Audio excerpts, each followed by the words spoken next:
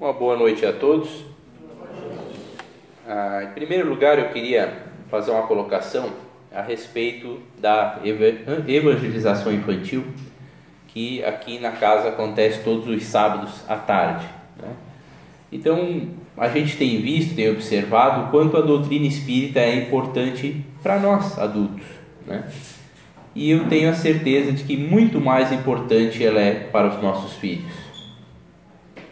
Eu conheci alguns anos atrás, num congresso que tinha em Blumenau, que na oportunidade até o Divaldo Pereira Franco estava lá, durante o intervalo no meio-dia, uma jovem senhora, mãe de 2 filhos, que era espírita de berço, já nasceu na casa espírita. E ela criou os 2 filhos, os 2 jovens, dentro do movimento espírita, dentro da casa espírita que ela frequentava. E depois de adultos, né, eles resolveram não mais seguir a doutrina espírita. Cada um foi seguir outras religiões. E eu perguntei a ela se ela estava triste, ou se ela se sentia triste com aquilo, porque a gente normalmente vê as pessoas vindo de outras religiões para a doutrina espírita, e não ao contrário. E ela disse que não, porque o que a doutrina espírita plantou no caminho dos filhos dela não era obrigatoriamente torná-los espíritas, mas foi o caráter que cada um conseguiu adquirir. Então isso demonstra a importância de nós trazermos os nossos filhos à casa espírita. Bem, começando o nosso tema de hoje, a transição planetária é um tema muito profundo para a gente conseguir traduzir em 35, 40 minutos. Normalmente é um tema que nós estudamos bastante durante o ESE, né? O estudo sistematizado da doutrina espírita. Mas eu decidi fazer esse tema, e tenho feito em outras casas também que sou convidado a conversar, porque é um tema que nós precisamos conhecer, é um tema que nós precisamos saber o porquê de algumas coisas. E eu vou tentar traduzir os nossos estudos da maneira mais fácil possível para que todos possam entender, porque o nosso objetivo também é que as pessoas que estão chegando no movimento espírita conheçam, né, consigam sair daqui com algum conhecimento. Então a primeira questão é: o que é a transição planetária? Bom, falando bem simples, a transição planetária é a mudança de faixa vibratória do planeta. Vamos sair de um planeta de provas e expiações para um planeta de regeneração. Nós sabemos que os planetas têm categorias. Quando eles são criados por Deus, eles são planetas ainda primitivos, como a Terra, né? A gente vai estudar a história da Terra, ela foi lá, diz o cientista, em torno de 5 bilhões de anos atrás. Era só água e assim, etc. Foi surgindo outras coisas, micro-organismos, até que se desenvolveu a raça humana. Então o planeta vai evoluindo, foi evoluindo. E ele continua evoluindo. E agora chegou o momento da passagem da expiação para a regeneração. Mas para que isso aconteça, tem uma coisa muito importante que precisa acontecer. Ele só vai se tornar um planeta de provas e expiações, um planeta de regeneração, se os habitantes que estão nele também se tornarem compatíveis com essa nova vibração. Porque são nós, espíritos que habitam este planeta, que damos a característica dele. Por que o nosso planeta ainda é de provas e expiações? Porque nós ainda somos espíritos devedores.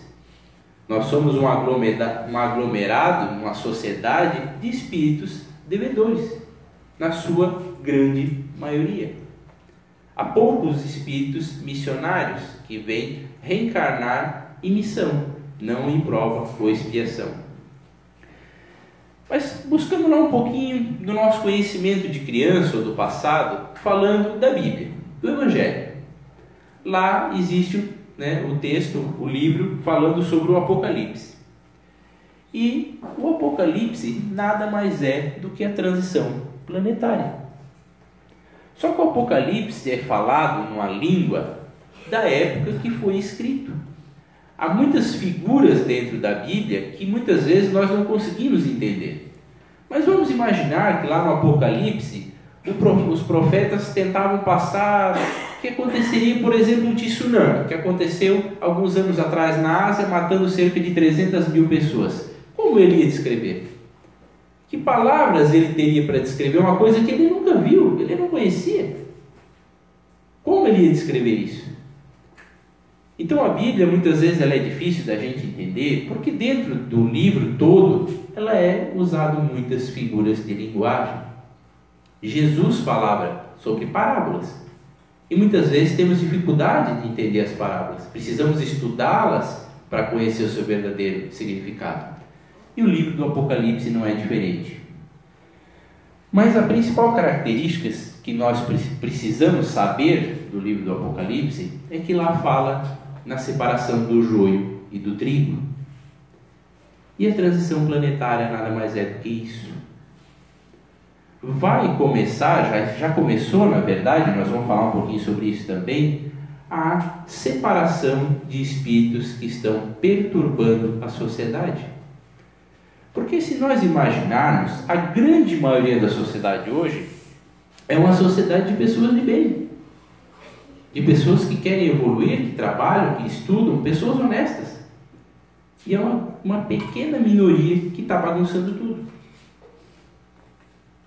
Se nós formos imaginar que no Brasil tem 200 milhões de habitantes e a população carcerária do Brasil é cerca de 500 mil, quanto dá a porcentagem em relação? 0,25% da população. Então nisso a gente pode imaginar que a maioria das pessoas são pessoas de bem. São pessoas que querem evoluir, que querem melhorar. Então isso vai começar a estar se dando agora. A separação do joio e do trigo. E como vai se dar isso? Os espíritos que estão reencarnando, as nossas crianças, são espíritos mais preparados. E isso se dá da evolução naturalmente. É claro que na próxima reencarnação eu vou estar mais preparado do que nessa. Mas há espíritos reencarnando com muito mais preparo. Dentro da ciência, das religiões, da política. Às vezes a gente pensa, poxa, mas a política no Brasil nunca teve tão ruim. É porque a gente só gosta de olhar o lado negativo.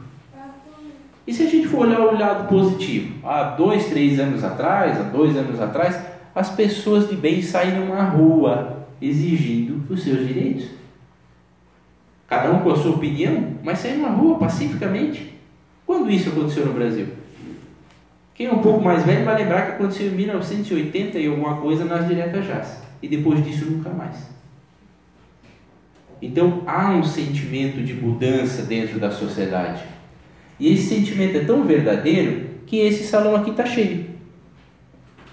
Que se a gente for na igreja católica, está cheia. Passe sábado e domingo na igreja católica, na matriz. Não tem muitas vezes lugar para sentar. E por que isso? Porque as pessoas estão buscando respostas. As pessoas não aceitam mais como era antigamente, que os nossos avós principalmente vivenciaram, de que o pai e a mãe diziam que era assim mesmo e tinha que ficar quieto.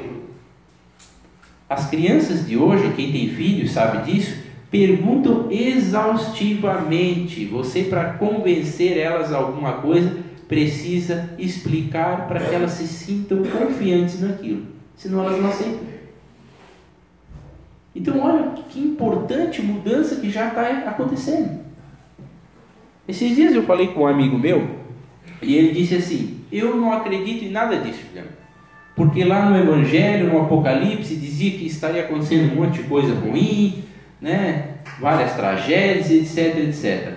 Mas daí eu disse para ele: mas meu amigo, tu já parou para pensar ao teu redor o que está acontecendo no planeta? Será que você já se deu conta das guerras que está acontecendo nesse momento, o que está acontecendo na Síria? Será que você já se deu conta dos assassinatos que estão acontecendo por R$10, por R$20? Os casos de suicídio, números alarmantes na sociedade hoje, já é a segunda causa de morte na sociedade. O Armagedon está acontecendo. Mas nós estamos às vezes tão envoltos em pensamentos, pensando apenas no lado material, no nosso trabalho, nas nossas dificuldades do dia a dia, que a gente se esquece. As notícias ruins na televisão, elas são tão comuns Porque a gente já não dá mais bola. Antigamente a gente escutava uma notícia ruim, que um pai matou um filho, por exemplo, ou vice-versa, a gente ficava chocado. Hoje a gente nem dá bola, porque é muito comum. Então, meus irmãos, já está acontecendo. A gente pode acreditar, a gente pode querer ver ou não, mas está acontecendo. E vai chegar um momento na nossa vida que nós vamos ter que nos ater a alguma coisa. Nós vamos ter que perceber que está havendo a mudança. E todos os que estão aqui nesse momento estão buscando essa mudança. Porque já têm um interesse diferente de conhecimento. Já estão buscando algo mais para as suas vidas. Nós sabemos que tudo na nossa vida são ciclos. A economia são ciclos. Ciclos de prosperidade, ciclos de vacas magras. E sempre foi assim, não é de agora. Se a gente for estudar a história da humanidade, sempre foi assim. A nossa vida pessoal é cheia de ciclos. Nós às vezes estamos muito bem, às vezes nem sabemos porquê. E às vezes parece que as coisas dão tudo errado.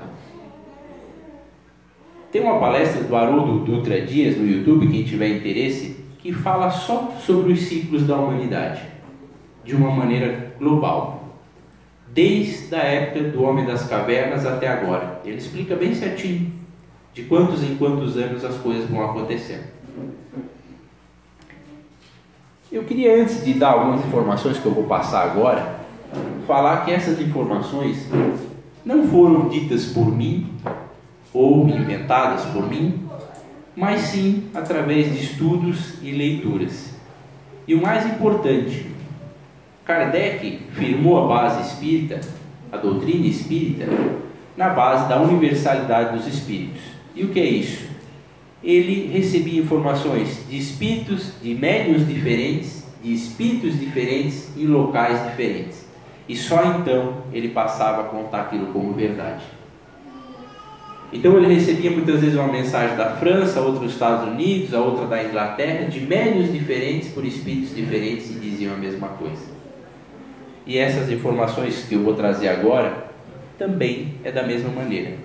Através de Divaldo Pereira Franco, através de Robson Pinheiro, e me fugiu o nome terceiro agora, mas mais um médium jovem que tem psicografado coisas sobre a transição planetária, de espíritos diferentes, e todos eles nos trazem as mesmas informações. E quais são essas informações? A primeira delas é que a gente chama de umbral dentro da doutrina espírita, mas nós podemos dar o nome de inferno, de qualquer coisa que a gente quiser chamar. Mas é aonde nós vamos expurgar as nossas energias negativas e dificuldades depois do desencarne. E há espíritos que estão nesses locais há muitos anos. E eu vou citar um exemplo meu. Eu, através dos trabalhos mediúnicos de desobsessão, tenho alguns amigos que me acompanham há muito tempo, mas um deles especificamente me persegue desde a época de Roma, ou seja, há mais de 2000 anos. Ele ainda me persegue, citando, que eu destruí a família dele. Na época eu era um general romano. Então, imaginemos quantos e quantos espíritos tem nos umbrais. Há 20 anos, há 30, há 50, há 100, há milhares de anos. Então, para a nossa atmosfera planetária poder melhorar, para as nossas vidas aqui poder melhorar, porque esses trabalhinhos que a gente vem fazer na casa espírita, e que muitas vezes prejudicam o nosso dia a dia, esses irmãozinhos ainda que buscam vingança, a gente só vai conseguir amenizar essa situação da obsessão com a transformação energética do planeta. Então esses umbrais, a primeira notícia é que eles estão sendo limpos. Eles não existirão mais em algum tempo. E para onde vão esses espíritos que estão lá? Ou eles vão reencarnar, ou eles estão já sendo separados para a migração planetária. Ou seja, não mais receberão a oportunidade do reencarno aqui na Terra. O espírito, não muito tempo atrás, se manifestou no nosso grupo, dizendo que, infelizmente, ele era um jovem que desencarnou viciado de drogas, e ele informou que, infelizmente, ele não receberia mais a oportunidade da reencarnação na Terra, porque há várias encarnações vezes ele vinha cometendo o mesmo erro, se tornando usuário de drogas. E será que era um castigo essa proibição dele de reencarnar na Terra? Não é um castigo, mas é porque ele não dá mais conta, ele não tem mais a capacidade de se ver livre do vício. Ele vai ter que reencarnar num planeta bem primitivo, onde a química ainda não existe, para que ele não se vicie. Não há outro jeito.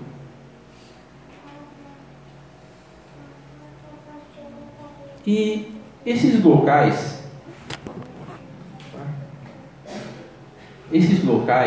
de espera, que muitos desses espíritos estão sendo colocados, eles lá não ficam, como a gente possa imaginar, parados no tempo. Estão sendo criadas colônias, vamos dizer assim, entre aspas, presídios, porque eles não podem sair de lá, mas com oportunidade de estudo, com oportunidade de refazimento, com oportunidade de limpeza energética. E por que eles estão sendo, entre aspas, presos? Para que não consigam mais influenciar as pessoas daqui. Só que há uma grande parte que, pela misericórdia divina, está recebendo a oportunidade da reencarnação. E como eu disse antes que isso não começou agora, quem sabe de nós aqui não somos um desses que recebeu a última oportunidade. Eu tenho, não vou dizer a certeza, mas a grande desconfiança que sou um espírito muito velho. E a gente tem algumas vantagens de ser um espírito muito velho. Muitas vezes as informações que nos chegam, a gente aprende com facilidade, em muitas áreas, porque nós já vivemos muitas experiências. Mas há um contraponto. Se nós somos espíritos muito velhos, é porque somos espíritos teimosos e falidos. Porque nós já tivemos inúmeras oportunidades da reencarnação e não conseguimos evoluir satisfatoriamente. Muitos dos espíritos que nos acompanharam já evoluíram. Já não estão mais reencarnando aqui nessa situação que nós estamos hoje. E a maioria de nós, como disse o Evangelho, se esquece disso tudo e ainda reclama de tudo que tem que enfrentar. Infelizmente é assim, né, meus irmãos? Um exemplo bem clássico disso, através de uma psicografia também, um dos generais nazistas de Hitler. Ele foi responsável diretamente pela morte de mais de 300 pessoas, diretamente ele, mais de 300 pessoas, fora aquilo que ele comandou que outras pessoas fizessem. Então o karma energético desse espírito, desse cidadão, é uma coisa absurdamente negativa. Ele prejudicou milhares de espíritos. E o ódio e a raiva de todos esses espíritos que ele prejudicou o cercaram. E daí a gente imagina, isso é uma coisa que muitas vezes me perguntam, mas e o que aconteceu com o Hitler, né? A gente não sabe, eu pelo menos não sei. Mas, citando o exemplo de um dos comandados dele, esse espírito recebeu a pena, vamos dizer assim, de ter 300 reencarnações sendo abortado. 300. Alguém pode imaginar o que é isso? A preparação para uma reencarnação, o que o espírito precisa fazer, a sonolência que ele se coloca, e ele precisaria passar por tudo isso 300 vezes, se preparar para a reencarnação energeticamente, psicologicamente, e na metade do caminho ser abortado. Nós não temos capacidade de entender o que é isso, que tipo de sofrimento é esse. Mas como sempre Deus usa sua misericórdia com todos nós, ele, passando por cerca de 1/3 dessas reencarnações frustradas e sendo abortado de várias maneiras, ele mesmo, em muitas delas, quando chegava no mundo espiritual, ele começou a se propor a isso.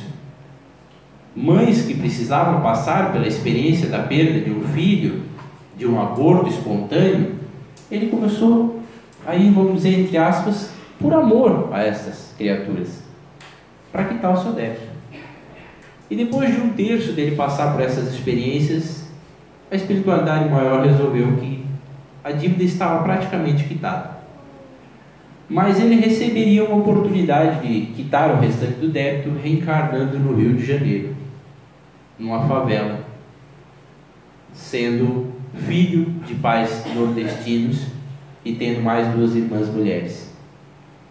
O pai, quando chega no Rio de Janeiro, abandona a família, se casa com outra mulher. A mãe, infelizmente, era uma pessoa relativamente boa, mas muito mais preocupada com o material do que com outras coisas. Mas ele tinha 2 irmãs evoluídas espiritualmente e que justamente reencarnaram junto a ele para ajudá-lo. Mas, infelizmente, as tendências dele não eram boas. E ele sucumbiu aos desejos humanos, à materialidade, e acabou já logo, quando pequeno ainda, se tornando um olheiro do tráfico no morro que ele morava. E aos 14, 15 anos ele já era influente dentro do morro onde ele morava do tráfico. O chefe acabou sendo assassinado pela polícia e aos 16 anos ele assumiu o tráfico no morro.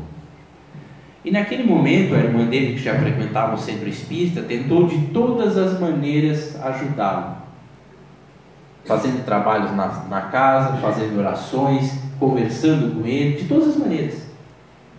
Então ele teve milhares de oportunidades de novo para sair daquela situação, mas ele não quis. A espiritualidade maior ainda assim tentou mais uma vez fazer com que ele se sentisse mal naquela situação. Ele começou a ficar em casa e se sentir mal, muito mal, dores de cabeça, enjoado, vomitava e etc. E ele não entendia o porquê, porque foi de repente. E ele não tinha nenhuma doença física. Mas a espiritualidade forçava ele para que ele nem saísse mais de casa, para que ele perdesse o poder de chefiar os negócios. Mas infelizmente ele sucumbiu e acabou se suicidando. Chegando no mundo espiritual, depois de um longo tempo deixando as energias que ele deixou de gastar aqui lá no umbral, ele foi resgatado novamente e foi informado que desta vez ele receberia realmente a última oportunidade de reencarnação aqui na Terra.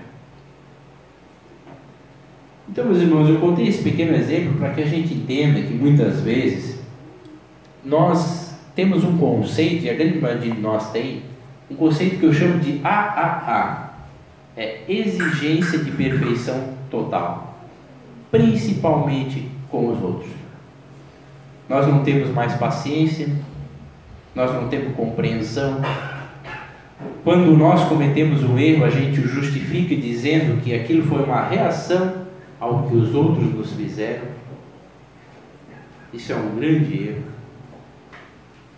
Se alguém nos trata deseducadamente, com grosseria, se nós respondemos grosseiramente a esta pessoa, a culpa não é dela, de jeito nenhum.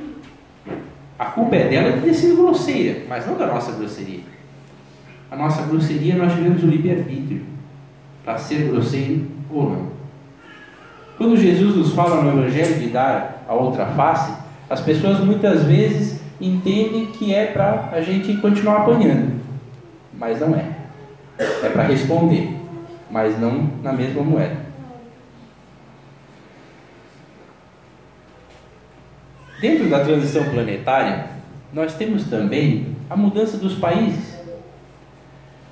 E eu gosto de citar um exemplo porque, se a gente observar, no mundo hoje há vários países nessa situação, mas há um país que chama muito a atenção e perto de nós, que é o Haiti. O Haiti já era um país muito pobre, miserável, o país mais pobre das Américas, sofreu um terremoto em 2010 e o pouco que tinha se acabou. O país hoje é praticamente uma ruína ambulante. As pessoas estão vivendo das doações que recebem do Médicos Sem Fronteiras, dos exércitos do Brasil e de alguns outros países que tentam coordenar minimamente a ajuda humanitária. E daí eu pergunto por que de tudo isso? Por que tanto sofrimento? E através da espiritualidade a gente vem saber algumas notícias que o Haiti tem uma ligação muito forte com o nazismo. As pessoas vão dizer, mas todo mundo do Haiti era nazista? Claro que não. Mas há uma ligação espiritual muito forte daquele planeta com a questão nazista. A gente não sabe se só com os alemães, mas com certeza também com os judeus. Há uma ligação espiritual muito forte deste país com esses acontecimentos. Como a gente bem sabe, nada na vida é por acaso. E falando um pouco também, mais uma vez, de transição e sobre o Evangelho, lá no Apocalipse diz que Jesus vai voltar. E essa é uma questão que sempre me intrigou muito. Como Jesus vai voltar? De que maneira? Será que vai ser como a gente via nas Bíblias quando a gente era criança, desenhado, Jesus em cima de uma nuvem e aparecendo? A nossa razão vai dizer que isso é impossível. Mas se a gente for observar as palavras que ele deixou escritas, e através dos estudos, Jesus nunca foi. Jesus disse que onde tivesse 2 ou mais pessoas reunidas em seu nome, lá ele estaria. Então eu tenho certeza que hoje ele aqui está. Mas essa questão do voltar é porque essa transição planetária, esses espíritos que eu falei que estão sendo alocados em locais diferentes, à espera do degredo, e muitos dos que estão encarnados aqui, infelizmente, seguirão esse mesmo caminho, e já estão sendo monitorados para tanto. Quando chegar a hora derradeira desses espíritos viajar a outros planetas, o Cristo o fará pessoalmente. Então é nessa hora que o Evangelho queria nos dizer que ele vai voltar. Ele será responsável pessoalmente pela apresentação e pela colocação desses espíritos em outros planetas inferiores. E sabendo um pouquinho dessas informações, o que nós podemos fazer? O que nós podemos fazer para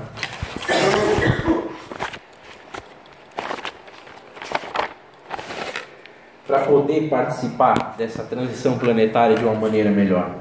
O que a gente pode fazer para colaborar nessa mudança? Qual é a nossa parte nisso tudo? Bom, tem um ditado que dizia que sempre se a gente quiser mudar o mundo, a gente começa pela gente mesmo. Não há ditado mais verdadeiro. Mas a primeira coisa que a gente pode fazer, e agora nós vamos falar de coisas bem simples, é divulgar a doutrina espírita. E eu digo isso com muita convicção, porque nos trabalhos mediúnicos que a gente participa, a grande maioria dos espíritos que se manifestam estão em dificuldade, não muitas vezes por terem sido maus, mas por não terem conhecimento algum da vida após a morte, por acharem que morreu, acabou, por não terem crença que continuariam vivos do lado de lá. E elas chegam perdidas, relatando que estão nas suas casas e os seus familiares não as escutam. Muitas vezes chegam até com raiva e bravos, dizendo que a sua mulher não lhe obedece, que os seus filhos não lhe obedecem, que ninguém lhes dá ouvidos. E a pessoa está em sofrimento, perdida. Muitas vezes ela consegue ser resgatada pelas ruas onde ela andava, graças às orações dos familiares. Mas eu pergunto, se essa pessoa tivesse o mínimo de conhecimento sobre a vida após a morte, e não precisa ser espírita para isso, já seria muito mais fácil, porque a crença dela faria mudanças. As pessoas normalmente que desencarnam nos hospitais doentes com doenças de prolongado prazo, elas acordam e são recolhidas e elas acham que estão no hospital da Terra ainda, porque elas se sentem vivas, o coração está batendo, o pulmão está respirando, não há diferença de sensação, a não ser de que nós nos sentimos muito mais leves. Então, o quanto é importante a gente levar a doutrina espírita adiante. Nos nossos grupos de ESE, em todas as casas espíritas, eles começam muitas vezes com 50, 60, 70 pessoas e depois de 4 anos, que é a média do curso, acabam com 15. Mas aí eu pergunto, poxa, mas tão pouco, né? Será que valeu a pena essas pessoas começarem e desistirem? E eu digo que vale muito a pena. Porque o primeiro mês e meio, 2 meses do estudo, é só de perguntas e respostas aleatórias. Você pode ir perguntar o que quiser. E às vezes aquela pergunta e dúvida que você tinha, mesmo que você não continue o estudo, é uma sementinha que foi plantada no seu coração. E as informações que você recebe, às vezes naquele mês e meio, 2 meses, era o que você precisava para começar a mudança na sua vida. Nós precisamos urgentemente, meus irmãos, nos livrar de 5 coisas. A primeira delas, na minha opinião, a mais grave de todas que a nossa sociedade vive, é o material. Nós temos que pensar que as nossas encarnações duram em média hoje no Brasil 75 anos, em torno disso, talvez um pouco mais, um pouco menos, mas nós não sabemos quando, às vezes pode ser de 20 anos. Mas uma grande, esmagadora, absoluta maioria das pessoas vivem preocupadas com o material. Nós dedicamos a maior parte da nossa vida preocupada com o material, em ter um bom carro, em ter uma boa casa. É digno a gente trabalhar para ter isso, mas não podemos colocar as nossas fichas só nisso. Eu vou citar um exemplo bem rapidinho. Uma jovem que eu conheço de Blumenau, uma jovem senhora, trabalhou 20 e poucos anos na RBS de Blumenau, ganhava um altíssimo ordenado e há algum tempo atrás ela foi mandada embora e ela está em depressão profunda e ela já arrumou outro emprego, já trabalha no SBT agora lá de Blumenau, da filiada do SBT em Blumenau, e mesmo assim ela não se conforma. E você conversa com as pessoas que conhecem ela, com os seus familiares, e eles relatam que ela colocou todas as suas fichas a vida toda no trabalho. Ela construiu uma grande carreira profissional, construiu poder aquisitivo e financeiro, mas foi-lhe tirado aquilo que ela tinha, porque ela só cultivou na vida dela o trabalho. Ela não construiu mais nada. E agora ela está sem chão. Então, o quanto é importante nós olharmos as outras coisas. Nós precisamos abandonar a ilusão que nós criamos às vezes para as nossas vidas. E eu digo ilusão porque eu trabalho com vendas e o ano passado, eu trabalho com autopeça. O ano passado o setor de autopeça encolheu 7%, a nível Brasil falando. E esse ano a nossa empresa colocou um crescimento de 15%. E nós sabemos que é inatingível esse crescimento para esse ano. E não é porque eu sou pessimista, não, eu sou otimista. Mas é um número fora da realidade, que a crise do país no momento não permite. Então, se eu colocar essa ilusão dentro da minha cabeça e eu trabalhar o ano inteiro para atingir esse 15%, eu vou ficar maluco. E eu vou esquecer das outras coisas da minha vida. Nós temos 3 linhas na nossa vida: a família, o trabalho e o lazer. E essas 3 linhas têm que ter absolutamente a mesma importância dentro da nossa vida. Se elas não caminharem juntas, as coisas não vão ficar bem. E para encerrar esse assunto, nós temos que abandonar 2 sentimentos que estão fazendo muitos de nós, ou a grande maioria de nós, viver mal e desencarnar